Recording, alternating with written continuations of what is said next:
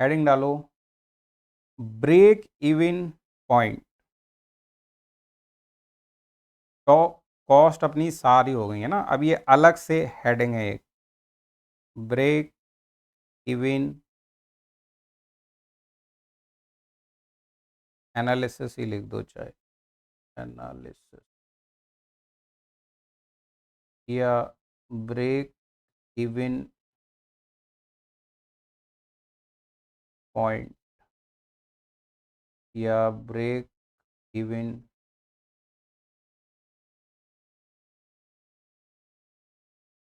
Chart या graph, है ना। तो BEA BEP और फिर इसी में बनाएंगे BEC। मैंने एक ही जगह लिख दिया जिससे कि दिमाग इधर उधर ना भागे, एक ही चीज़ से सब समझ में आ जाए। तो सबसे पहले बात करेंगे कि ब्रेक इवन पॉइंट क्या होता है, उसी से फिर ब्रेक इवन एनालिसिस कर लेंगे। तो इसमें डालेंगे हेडिंग यहाँ छोटा सा, break even point. Break even point इसमें लिखो it is the point of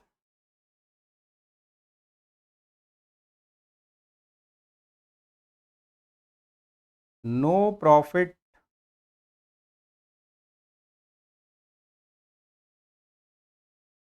and no loss. No profit and no loss. Okay, next line में the volume of production, the volume of production where total sale, total sale equal to the total cost is termed as break even point, break even point, and organization neither earn any profit nor suffer from any loss, not suffer from any loss। ठीक है, तो जब हमारा no profit no loss है, मतलब हम कितनी quantity बेच दें, कितनी क्वांटिटी बना के बेचनी पड़ेंगी। मान लो मैंने एक जूता बना के बेचा, फिक्स कॉस्ट होगा वेरी हाई, है ना, प्लस मतलब टोटल कॉस्ट क्या क्या होगा, F प्लस बी। ठीक है, तो फिक्स कॉस्ट होगा वेरी हाई, तो हमारा प्रॉफिट इसमें निकल ही नहीं पाएगा। फिर हम ये बढ़ाते जाएं बढ़ाते जाएं, मान लो कि 10,000 जूते जब बन जाएंगे, तब हमारा क्या बोल रहा है ये, total sale, total sale equal to क्या था, total cost plus profit, plus profit. तो सेल हम बढ़ाते जाएंगे, जब ये इसके बराबर हो जाएगी तो ये दोनों कैंसिल आउट हो जाएंगे, प्रॉफिट क्या हो जाएगा, जीरो।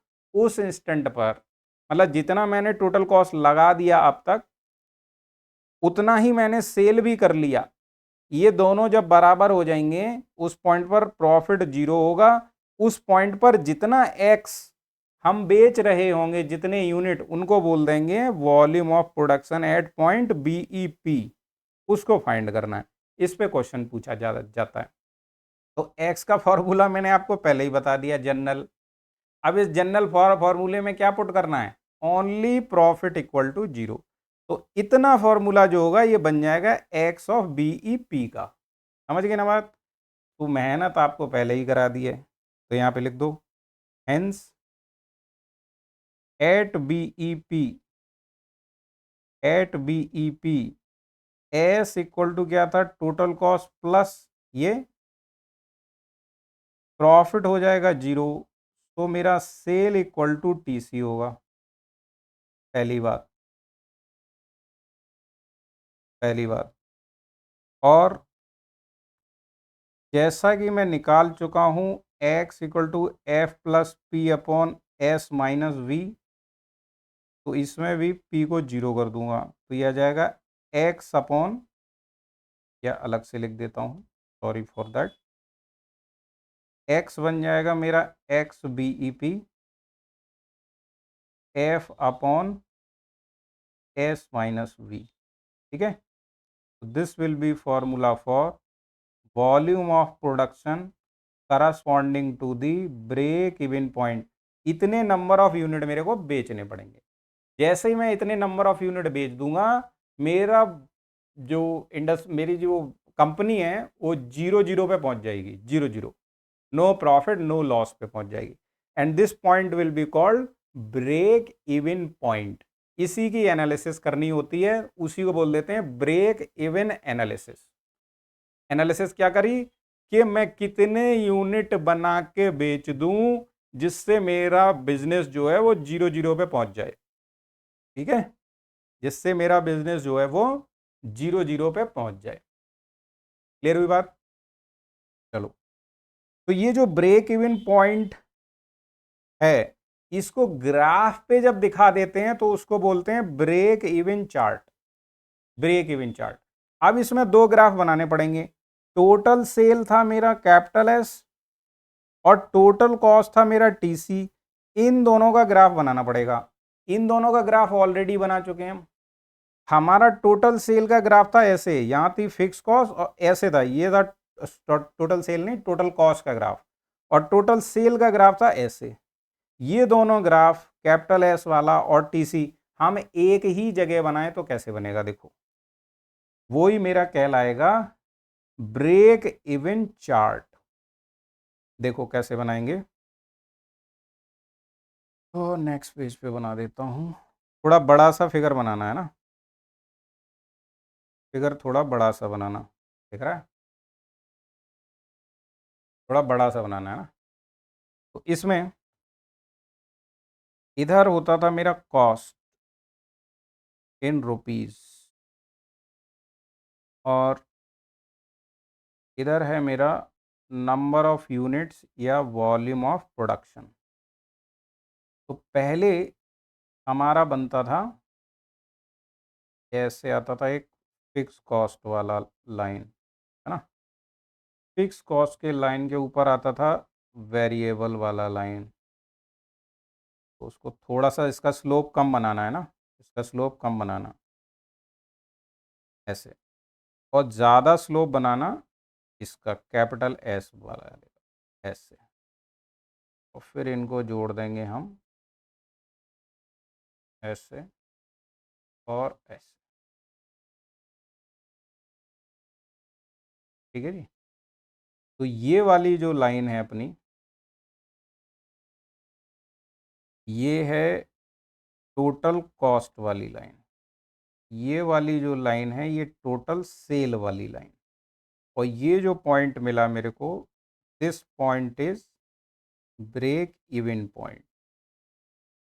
यहाँ पर ये दोनों लाइनें कट कर रही हैं, मतलब यहाँ पर ये दोनों इक्वल हो जाएंगे, और ये जिस वॉल्यूम ऑफ प्रोडक्शन पे इक्वल होंगे, जिस एक्स पे इक्वल होंगे, वो एक्स मेरा कहलाने लगेगा एक्स बी ई पी। मेरे को इतने यूनिट बेचने पड़ेंगे। ठीक है, और इस पर यहाँ जो कॉस्ट होगी वो दोनों की बराबर कॉस्ट होगी, उसको बोल देते हैं ब्रेक इवन पॉइंट की सेल, या इसी को बोल देते हैं sale of break even point. ठीक है, sale of break even point. ठीक है, अब इसमें इधर ये एंगल एक बनता है थीटा, इसको बोलते हैं एंगल ऑफ इंसिडेंट। तो ये इधर और इधर ये दोनों साइड बराबर होगा, बराबर होगा, और एक एरिया इस तरफ दिखाई देगा इन दोनों लाइंस के बीच में, ये लॉस को रिप्रेजेंट करेगा। यहाँ तक कंपनी लॉस कर रही है ना, यहाँ तक लॉस कर रही है।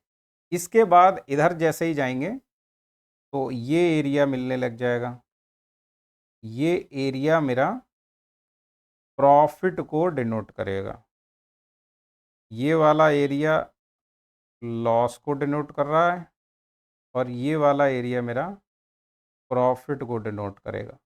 मतलब ये एरिया जितना बड़ा मिलेगा ग्राफ में तो उतना ज़्यादा प्रॉफिट होगा, ये एरिया जितना ज़्यादा मिलेगा मतलब उतना ज़्यादा लॉस होगा।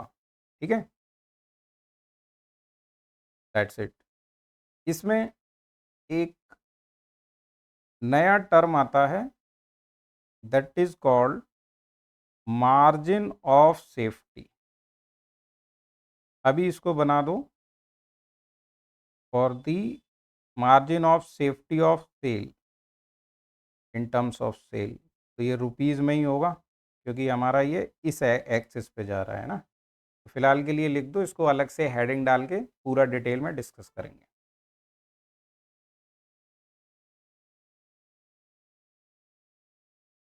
पॉइंट्स को नाम दे देते हैं कुछ।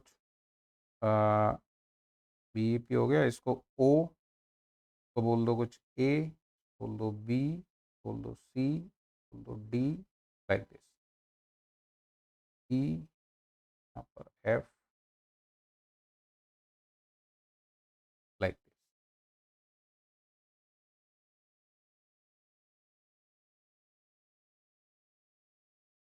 है ना। ठीक, तो देखो अगर मैं इतना प्रोड्यूस कर रहा हूँ एक्स, तो उस समय क्या है कि सेल इतनी हो पाई, सेल इतनी हो पाई, सेल हो पाई मान लो 1000 रुपीज, लेकिन मेरी टोटल कॉस्ट कितनी लग गई, ये टोटल कॉस्ट की लाइन है, टोटल कॉस्ट लग गई मान लो मेरी 10,000। ठीक है, तो आप लॉस में हैं, कितने से 9,000 के लॉस में। क्लियर हुई बात। तो यहाँ क्या हो रहा है, सेल बढ़ती जा रही है, बढ़ती जा रही है और जो कॉस्ट है वो भी बढ़ती जा रही है, लेकिन इस पॉइंट पर जाकर टोटल सेल जो है वो टोटल कॉस्ट के बराबर हो गई। और जब दोनों बराबर हो गए तो मेरे को अब इस पॉइंट पर ना तो कोई प्रॉफिट है ना तो कोई लॉस है। इसके बाद क्या हो रहा है, सेल ऊपर चला जा रहा है, ये ग्राफ ऊपर चला जा रहा है और टोटल कॉस्ट है वो नीचे रह जा रही है, टोटल कॉस्ट अब भी बढ़ रही है। ठीक, तो अगर मैं किसी इस पॉइंट की बात करूं, यहाँ कोई एक्स है, मान लो मैंने यूनिट और ज़्यादा बेच दिए, तो उसमें क्या होगा, टोटल कॉस्ट आएगी इतनी, मान लिया 1 लाख, 1 लाख, लेकिन हमारा सेल कितना हो जाएगा, इतना हो जाएगा, मान लो 1.5 लाख। तो मेरे को 0.5 लाख का क्या हो जाएगा, प्रॉफिट हो जाएगा, प्रॉफिट हो जाएगा। ठीक है, तो ये एरिया जितना बड़ा होगा उतना प्रॉफिट ज़्यादा होगा, मतलब इस केस के बीच में जितना गैप ज़्यादा होगा, लाइक दिस। क्लियर हुई बात। ठीक है, तो यहाँ थीटा अगर बड़ा होगा तो देखो ये नीचे जितना हो ये ऊपर जितना हो उतना ये एरिया ज़्यादा होगा, ये कम होगा।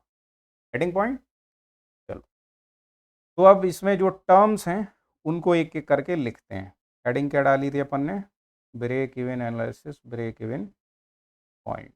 ठीक, इसमें पहला हेडिंग डालो angle of incidence.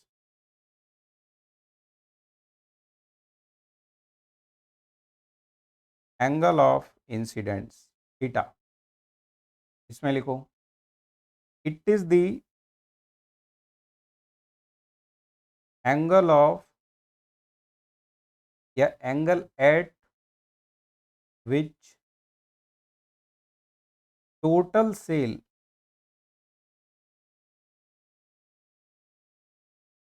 line cut the total cost line, total cost line. Larger this angle means the means better will be the condition, ऐसे लिखो, better will be the condition of working. that is loss will be less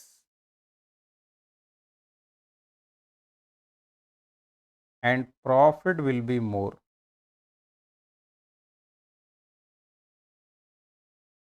Will be more. ठीक है, तो देखो अगर मान लो मैं total cost वाली लाइन को ऐसे ही बने रहने देता हूं, इसका स्लोप बढ़ाने लग जाता हूं, यहां है तो अभी ये एरिया प्रॉफिट है, ये एरिया लॉस है, अगर मैं इसका स्लोप बढ़ा दूं ऐसे कर दूं तो इन दोनों के बीच में ये थीटा इंक्रीज हो गया, थीटा इंक्रीज हो गया तो ये वाला एरिया है ये इंक्रीज हो गया और इधर ये एरिया डिक्रीज हो गया, समझ रहे हो? तो ये एरिया डिक्रीज हो गया मतलब लॉस मेरा डिक्रीज हो जाएगा, ये एरिया इंक्रीज हो गया मतलब मेरा प्रॉफिट इंक्रीज हो जाएगा। मतलब थीटा जितना बढ़ेगा उतना प्रॉफिट वाला एरिया बढ़ता जाएगा और लॉस वाला एरिया डिक्रीज करता जाएगा। इसको सेम रखे रहो, ऐसे इसका स्लोप बढ़ाते जाओ ऐसे, समझ रहे हो? तो उतना ज़्यादा ये थीटा बढ़ता जाएगा, बढ़ रहा है तो उतना ये एरिया डिक्रीज करता जाएगा और उतना ये एरिया इंक्रीज करता जाएगा। क्लियर हुई बात? अगला लिखो, इसमें टर्म यूज किया जाता है कंट्रीब्यूशन ऑफ मार्जिन।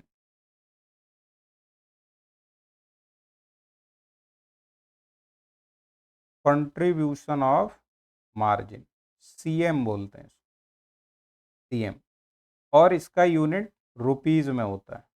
यूनिट बहुत जरूरी है,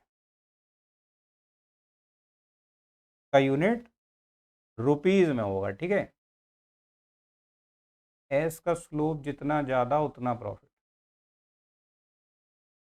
नहीं, दोनों के स्लोप पे डिपेंड करेगा बेटा, इसका जितना कम हो और एस का जितना ज़्यादा हो, दोनों ही बातें होंगी। मैंने कहा अगर ये कांस्टेंट रखा हुआ है तो इसको बढ़ाते जाओ, मतलब इन दोनों के बीच में गैप ज़्यादा होना चाहिए। अब गैप ज़्यादा कैसे हो? थीटा को इंक्रीज करो, तो उन्होंने दोनों का डिफरेंस पकड़ लिया, डिफरेंस पकड़ लिया। बोले टीसी का स्लोप जितना कम हो, टीसी का स्लोप मान लो ऐसे है और एस का स्लोप बढ़ा दो, मतलब टीसी का घटा और दो, एस का बढ़ा और दो, तो ये एरिया और बढ़ जाएगा क्योंकि थीटा बढ़ रहा है। तो एक को घटाने को बोले एक को बढ़ाने को बोले तो स्टेटमेंट लंबा हो जाता है, तो उन्होंने उन बीच की चीज पकड़ ली, तो उनके बीच में गैप जो है, गैप ही हमारा थीटा से डिनोट हो रहा है, ये गैप को दिखा रहा है एक्चुअली। थीटा एक्चुअली किसको दिखा रहा है? थीटा एक्चुअली गैप को दिखा रहा है, थीटा एक्चुअली गैप को दिखा रहा है। तो गैप जितना ज्यादा होगा दोनों के स्लोप में उतना ज्यादा प्रॉफिट होगा, उतना कम लॉस होगा। गैप कम होगा तो प्रॉफिट कम होगा और लॉस ज्यादा होगा। अब क्लियर हुआ? हम्म। अगला हेडिंग डालो कंट्रीब्यूशन ऑफ मार्जिन, इसी को शॉर्ट में एक साथ में और लिख दो change in profit, change in profit. Okay, इस इसको लिखो it is given by, it is given by contribution of margin equal to total sale minus total variable cost, variable cost. तो देखो टोटल सेल हम कैपिटल एस से denote करते थे और टोटल वेरिएबल कॉस्ट को कैपिटल वी से denote करते थे। कैपिटल एस को स्मॉल एक्स इंटू एक्स लिख सकते हैं, इसको स्मॉल वी इंटू एक्स लिख सकते हैं, मतलब इसको S minus V into X भी लिख सकते हैं। बात समझ आई कि नहीं आई? और टोटल सेल किस में होता है? रुपए में होता है। ये किस में होगा? रुपए में, तो इसका यूनिट क्या होगा? रुपया, ओनली रुपया इसका यूनिट होगा। समझ में आया? बहुत सिंपल, मोटी बुद्धि से सोचना है बस। दूसरा टर्म होता है ओनली कंट्रीब्यूशन, कंट्रीब्यूशन, ये था कंट्रीब्यूशन ऑफ मार्जिन। अभी बात करें सिर्फ कंट्रीब्यूशन की तो वो एस माइनस वी होगा। अब एस भी होता है रुपीज पर यूनिट में और वी भी होता है रुपीज पर यूनिट में, स्मॉल वाले हैं दोनों, तो मेरा कंट्रीब्यूशन किस में बचेगा? रुपीज पर यूनिट में ही बचेगा, रुपीज पर यूनिट में बच गया। ठीक है, अभी यहां पे लिखो ऑल्सो, जो मेरा टोटल सेल था उसको कैसे लिख सकते थे अपन लोग, उसको लिखते थे अपन total cost plus profit. Total cost को लिखते थे फिक्स और वेरिएबल कॉस्ट प्लस प्रॉफिट, ऐसे लिख सकते थे। तो यहां से S minus V equals to F plus P, ऐसे लिख सकते हैं। ठीक है, तो एस माइनस वी को क्या लिख सकते हो, कंट्रीब्यूशन मार्जिन। तो इक्वेशन 1 बोल दो, चाहे तो 2 बोल दो, एंड इसको 3 बोल दो, और इसको 4 बोल दो।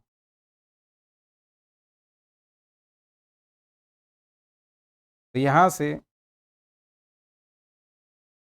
कंट्रीब्यूशन मार्जिन जो है वो एस माइनस वी के बराबर तो था ही, यानी S minus V into X के बराबर तो था ही, अभी ये एफ प्लस पी के बराबर भी आ गया। या सुनो, तो ये इसके बराबर भी होगा, यूनिट हो जाएगी रुपीज में, क्योंकि मेरा S minus B equal to आ गया एफ प्लस पी। यानी कंट्रीब्यूशन मार्जिन को एस माइनस वी से भी निकाल सकते हो या एफ प्लस पी से भी निकाल सकते हो। ठीक है, दोनों से मिल जाएगा ये आपका। ओके, नेक्स्ट, दो चीज हो गया, तीसरा लिखेंगे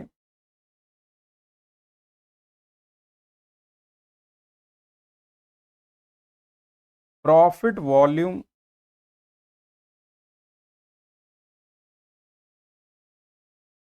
ग्राफ। प्रॉफिट वॉल्यूम ग्राफ, इसी को पीएक्स ग्राफ भी बोलते हैं, पीएक्स ग्राफ भी बोलते हैं। तो देखो, ऑलरेडी हम ऊपर इक्वेशन लिख चुके हैं कि कहाँ था अपना, capital S equals to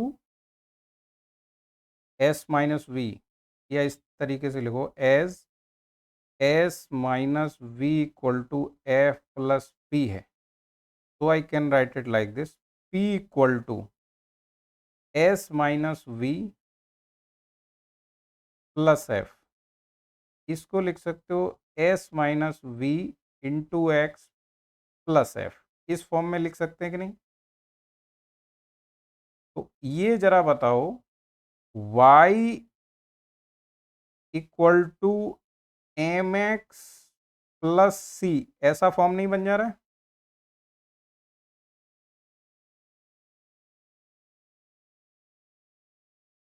when x increase करेगा तो मेरा p भी इंक्रीज करेगा, x इंक्रीज करेगा तो मेरा p भी इंक्रीज करेगा।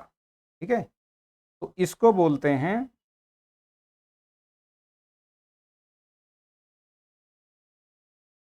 इट इज कॉल्ड प्रॉफिट और profit, sorry marginal profit, profit बोलो या मार्जिनल प्रॉफिट बोलो, या इसी को नाम दिया जाता है gross margin.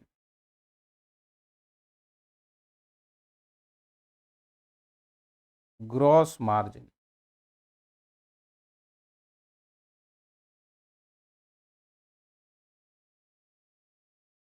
it increases, it increases with the volume of production।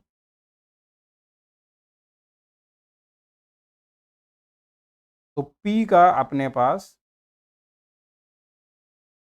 Graph मिल जाएगा, देखो कैसे बनेगा। ये प्रॉफिट की एक्सिस, और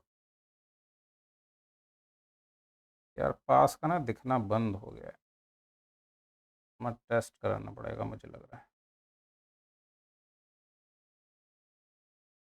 इन देखते देखते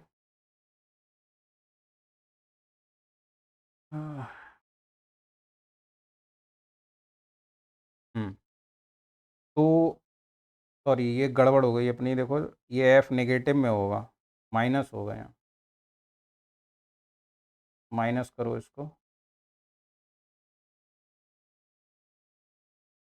S minus B minus P होगा, सॉरी माइनस एफ होगा ये यहाँ पे, ठीक है।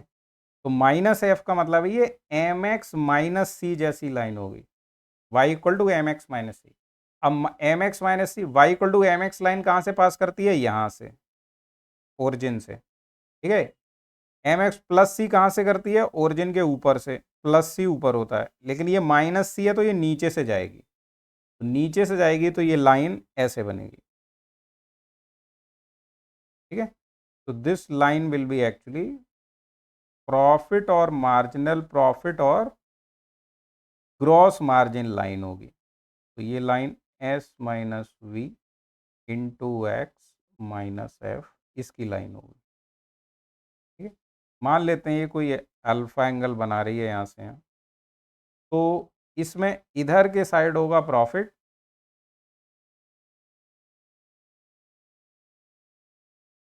और अगर ये नीचे जाती है तो इधर होगा लॉस, ठीक है, लॉस। तो no profit no loss condition इस ग्राफ में भी देख सकते हो क्या,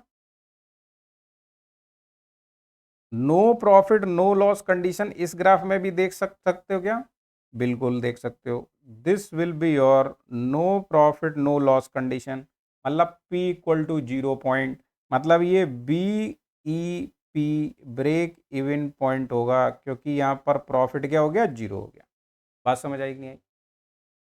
तो एक तो ब्रेक इवन पॉइंट अपने को उसमें मिल रहा था टोटल कॉस्ट और टोटल सेल वाले ग्राफ में, ब्रेक इवन चार्ट में। दूसरा अपने को ये कहाँ दिखाई दे रहा है, ये दिखाई दे रहा है प्रॉफिट वॉल्यूम ग्राफ में, प्रॉफिट वॉल्यूम ग्राफ में। यहाँ जो एक्स होगा वो कितना होगा बेटा, यहाँ जो एक्स होगा ये एक्स होगा एक्स बीईपी वाला, एक्स बीईपी वाला। अगर एक्स एक्स बीईपी से कम होगा तो ये लाइन यहाँ है, मतलब आप लॉस कर रहे हैं इतना। अगर एक्स मेरा एक्स बीईपी से ज़्यादा है, यहाँ कहीं है, तो ये लाइन यहाँ मिलेगी, मतलब आप इतना प्रॉफिट कर रहे होंगे। बात समझ आई क्या, ये बात समझ आई तो जय हिंद लिख दो फटाफट। इतनी बात समझ आई तो जय हिंद लिख दो फटाफट।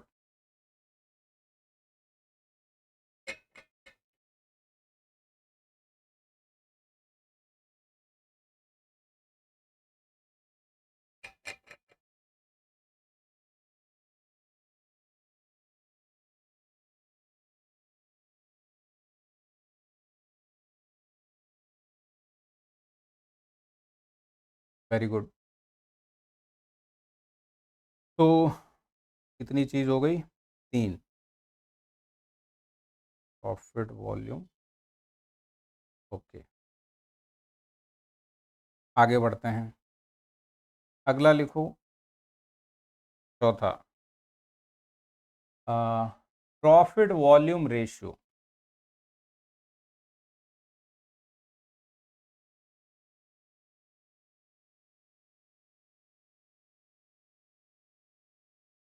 प्रॉफिट वॉल्यूम रेशियो, मैंने इसको नाम दिया है पीवीआर, या इसको पी वाई वी रेशियो भी बोलते हैं,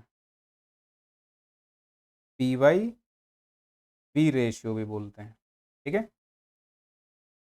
पीवीआर। इसमें लिखो, it is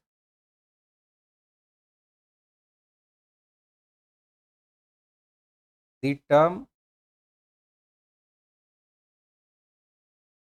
used to represent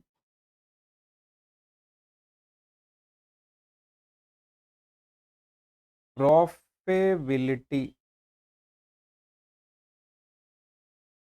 profitability, spelling होगी प्रॉफिटेबिलिटी है, profitability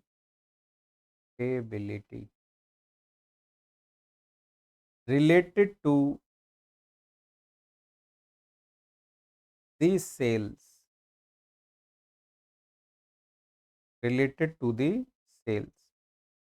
It is the ratio of contribution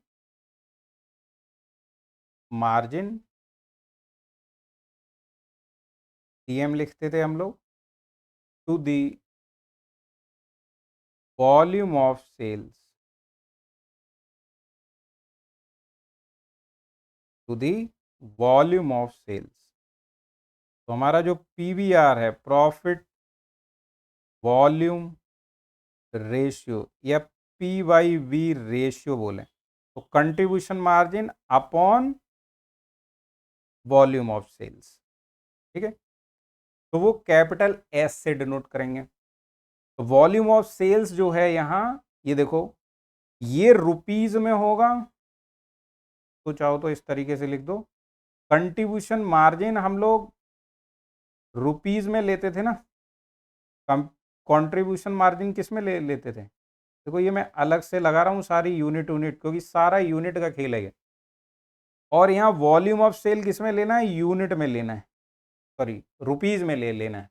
तो रुपीज अपॉन रुपीज वो रेशियो बन जाएगा, दोनों कैंसिल आउट हो जाएंगे। तो यहाँ कंट्रीब्यूशन मार्जिन किस में है? रुपीज में, इसलिए वॉल्यूम ऑफ सेल किस में लेना है? रुपीज में। यहाँ वॉल्यूम ऑफ सेल्स का मतलब एक्स नहीं ले लेना है, वॉल्यूम ऑफ सेल्स मतलब एक्स नहीं ले लेना है। तो यहाँ भी रुपीज लिख दो, यहाँ भी रुपीज लिख दो, तब वो रेशियो में दोनों कैंसिल आउट होंगे आपके। बात समझ आई कि नहीं आई? तो ये यूनिट से आपको अच्छे से समझ पड़ रहा होगा। तो capital S minus capital B होता है CM अपॉन एस कर दो। इसको ऐसे भी लिख सकते हो SX, इसको VX और इसको फिर से SX, एक्स कैंसिल आउट हो जाएगा, तो ये S minus small v upon small s ऐसे भी बच जाएगा। तो this will be also formula for, कितने इक्वेशन हो गए? 6, तो बोल दो 7, PVR का इक्वेशन मिल गया आपको, ठीक है।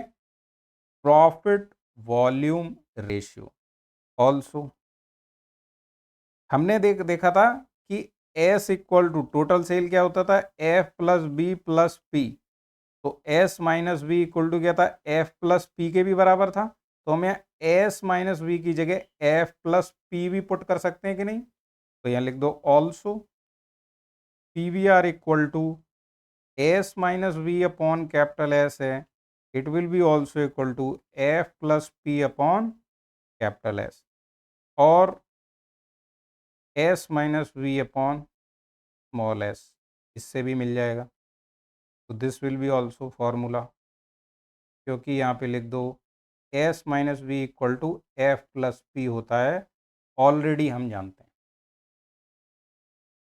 ऑलरेडी हम जानते हैं, ठीक है। अभी यहाँ पे लिखो now as P and S are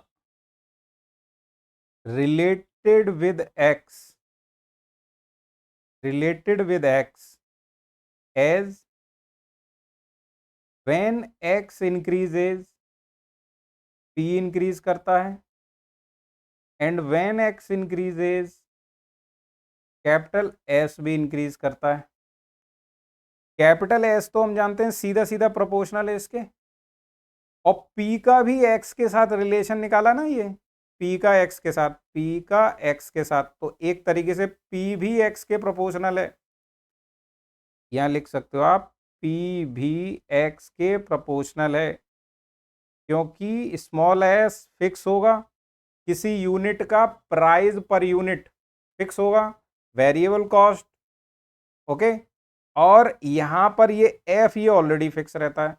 तो आप एक चीज समझ सकते हो, डायरेक्टली प्रोपोर्शनल नहीं तो एक चीज तो लिख ही सकते हैं कि जब X इंक्रीज होगा P इंक्रीज होगा, क्योंकि ये इंक्रीज होगा तो ये इंक्रीज होगा, ठीक है। तो डायरेक्टली प्रोपोर्शनल चाहे भले ही मत लिखो, क्योंकि वेरिएबल कॉस्ट का पंगा है, वेरिएबल कॉस्ट फिक्स नहीं होता है, लेकिन क्वेश्चन में अपने को एक फिक्स वैल्यू दी जाती है। तो एक तरीके से पता है जब X इंक्रीज होगा तो P इंक्रीज होगा।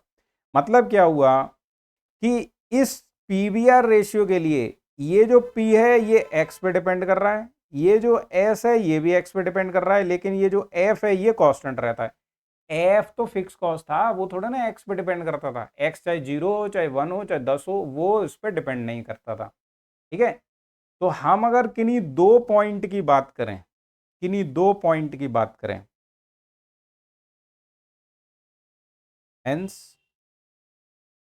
For any two point, any two points, PVR1 will be equal to PVR2, ratio same निकल के आएगा। तो F प्लस क्या कर दोगे, P1 upon S1 equal to होगा F plus P2 upon S2। P और S बदल रहे होंगे, बट F जो होगा वो कांस्टेंट रहेगा। This does not depend on X। ये बात समझ आई कि नहीं आई? ये बात समझ में आई कि नहीं आई? ठीक है, तो this is how we can write profit volume ratio, profit volume ratio. Also इसमें थोड़ा गणित लगा देता हूं मैं। अगर मैं कह रहा हूं profit divided by volume ratio, तो एक्चुअली मैं ऐसे लिख सकता हूं डीपी बाई डीवी रेशियो, यानी मैं इसको ऐसे लिख सकता हूं delta P by delta V ratio, यानी मैं इसको ऐसे लिख सकता हूं delta C M contribution margin और डेल्टा एस सेल। ठीक है, यानी मैं इसको ऐसे लिख सकता हूं, कंट्रीब्यूशन मार्जिन को लिख सकते थे F plus P delta upon S, यानी मैं इसको ऐसे लिख सकता हूं, कोई दो पॉइंट की बात करें तो F plus P two minus delta का मतलब क्या है, F plus P one final minus initial, तो यहाँ हो जाएगा S2 माइनस S1। तो जो पी वी आर मिला या P बाई वी का रेशियो मिला, उसको मैं लिख सकता हूँ, ऊपर एफ एफ कैंसिल आउट हो जाएगा, क्या बचेगा P2 minus P one upon S2 minus S1, यानी इसको delta P by delta S भी लिख सकते हैं। बात समझ आई कि नहीं आई? तो इस फॉर्मूले से भी वी कैन प्रोसीड। एक फॉर्मूला ये मिला, एक फॉर्मूला ये मिला, क्लियर हुआ? Okay,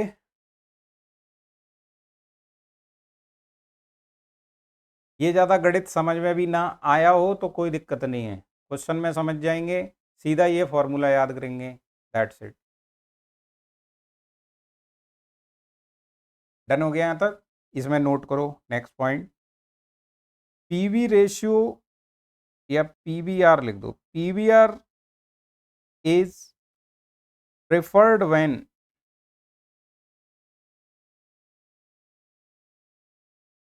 organization deals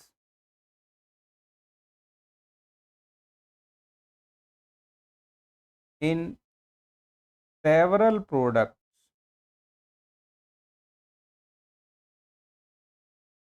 several products if there is need of increasing the sale,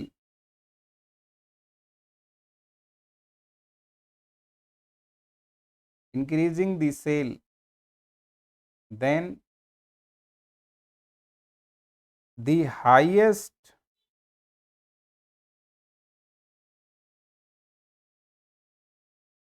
profit volume ratio product, जिस प्रोडक्ट का पीवीआर हाई होगा, should be preferred,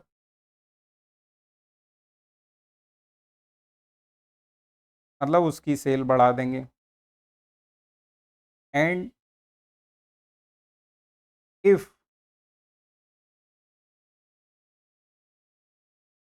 there is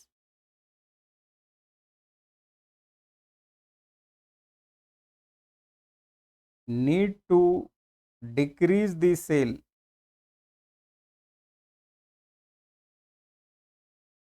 then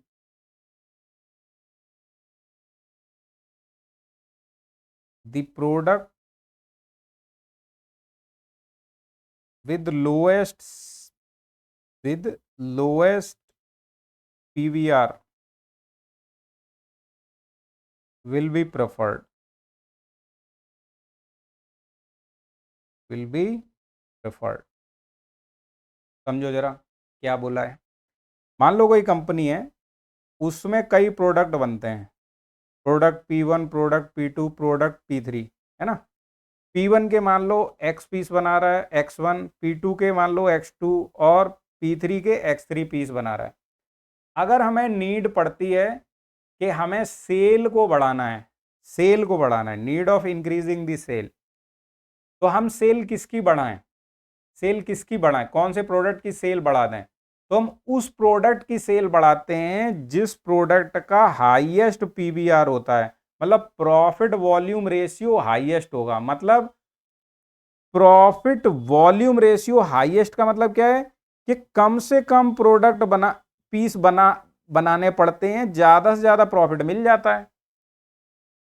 कम से कम पीस बढ़ाने पे ज्यादा से ज्यादा प्रॉफिट बढ़ जाएगा।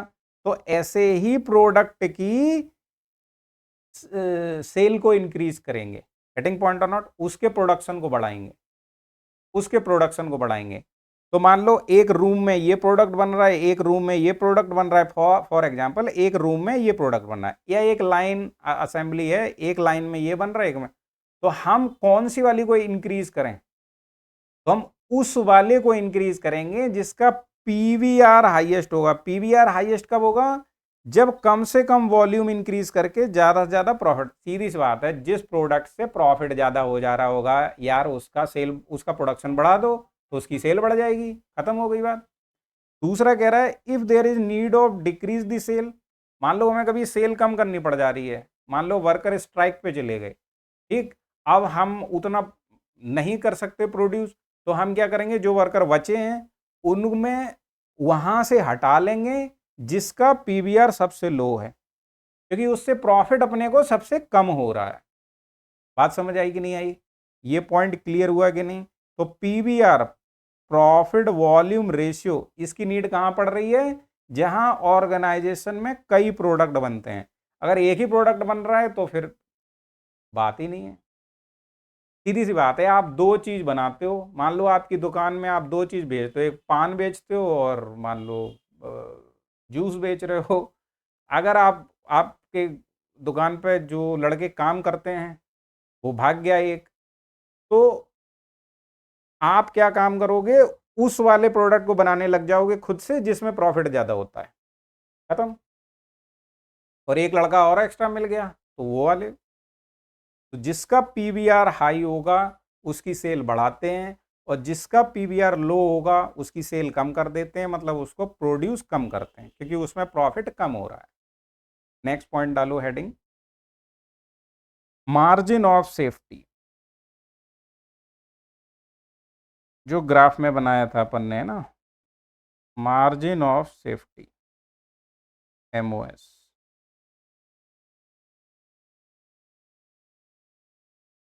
इसको यहाँ ऐसे लिख दो, चाहे का यूनिट जो है वो रुपए में होगा।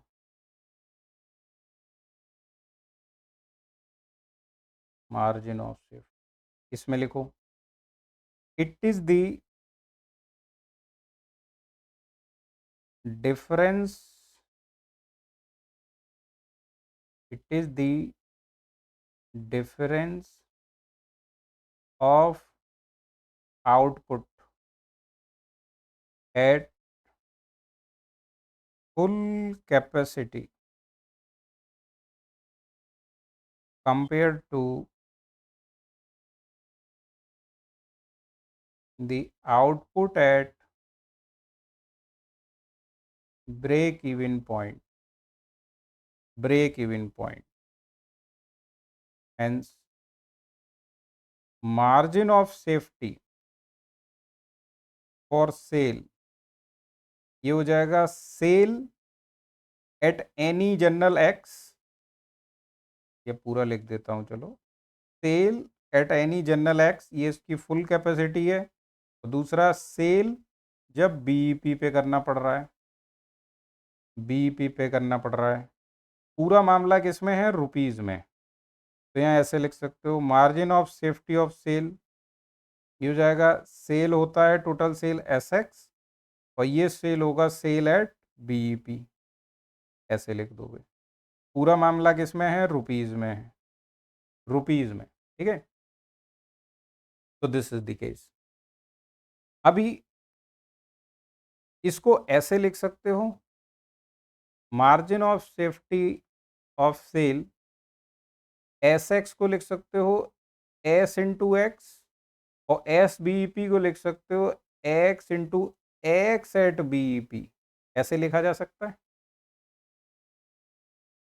करेक्ट ना? यस। तो यहाँ हम एक्स बीईपी का वैल्यू पुट कर दें, तो ये बन जाएगा कुछ, लेट से एस एक्स तो वैसे ही लिखा रहने दो, एक्स बीईपी बनेगा, फॉर्मूला था अपने पास F upon S minus V, ये फॉर्मूला था। करेक्ट। तो इसमें से हम क्या काम करें, एक्स एस वी, कुछ गड़बड़ है, S B E P, S B E P, S B E P को मैंने ये लिख दिया। ठीक है, तो एम ओ एस सेल आ जाएगा आपका, एस को पूरा कॉमन ले लेता हूँ, और ये बन गया X minus F divided by S minus V. इसमें क्या करूँ, एस को भी बाहर ही रखता हूँ, S minus V into X minus F divided by S minus V. हाँ, अभी पकड़ में आया। इसमें करो S minus V into X minus F divided by S minus V, और ऊपर वाला जो एस है उसे नीचे ले आओ, ये बना दिया। ठीक है, दिस इज द थिंग। तो हेयर जो S minus V into X है, इसको खोल दो, या ये डायरेक्ट फॉर्मूला आपको पता था, ये होता है S minus V minus F, ये बन जाएगा, और नीचे S minus V divided by small S. ये काय का फॉर्मूला है? पूरा प्रॉफिट का है कि नहीं है? और नीचे काय का फॉर्मूला है? प्रॉफिट वॉल्यूम रेशियो का। चमका? ये देखो, एस इक्वल टू क्या था अपना, F plus V plus P, तो पी निकालेंगे S minus V minus F, तो ये यहाँ से तो प्रॉफिट हो गया। और ये पीवीआर का फॉर्मूला है S minus V upon S, S minus V upon S, कहाँ गया कहाँ गया कहाँ गया, ये रहा S minus V upon S. समझा? S minus V upon S, तो वो नीचे आ रहा है, तो ये बन गया मेरा पीवीआर, ये बन गया मेरा प्रॉफिट। मतलब M O S, margin of safety of any sale, ये इक्वल टू हो जाएगा डायरेक्ट पी अपॉन पीवीआर का रेशियो।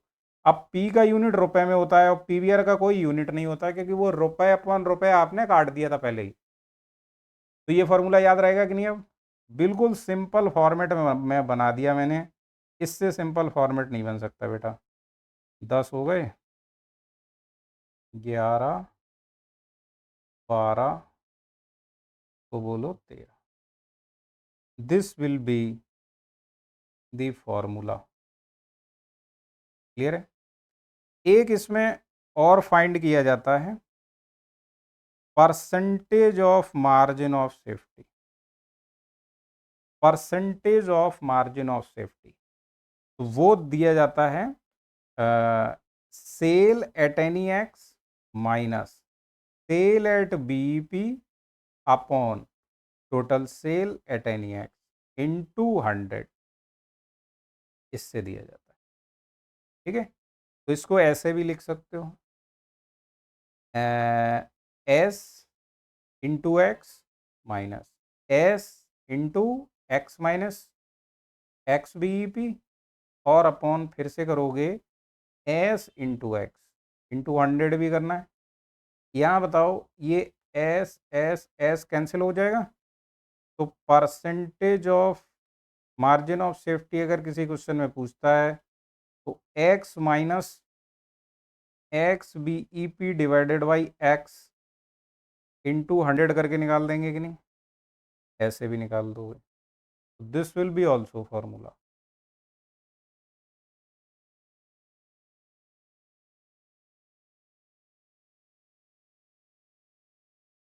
वो भी एक स्टेप लिख देता हूँ, तो बोलो 14, यहाँ एक और बोल देता हूँ 15।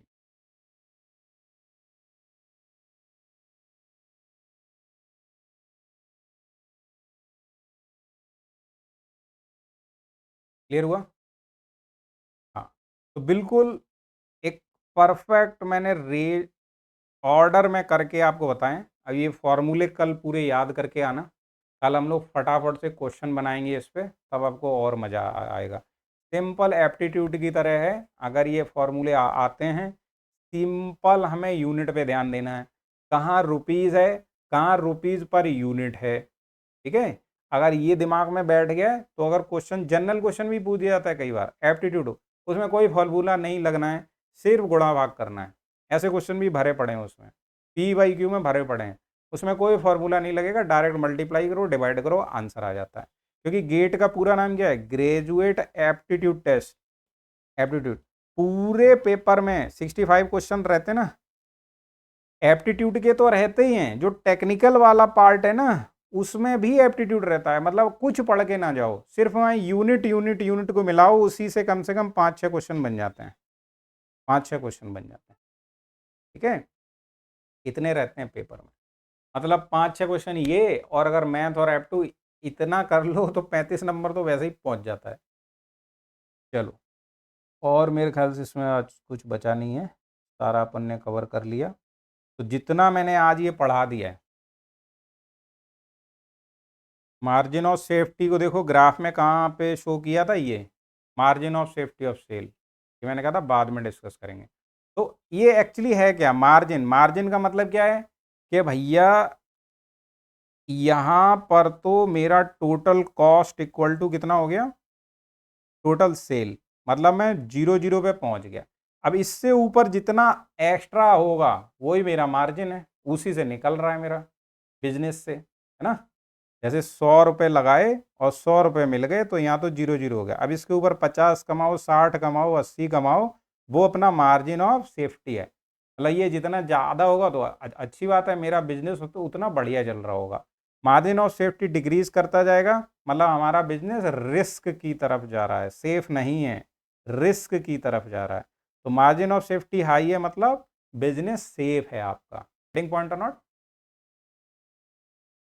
चलिए, तो ये कल याद करके आना सारे फॉर्मूले, कल अपन क्वेश्चन करेंगे इस पे। चलिए, अरे वाह, आज की 2.5 घंटे क्लास हुई पता नहीं चला। चलो, बाय बाय, गुड नाइट, जय हिंद, जय भारत, शिवरात्रि।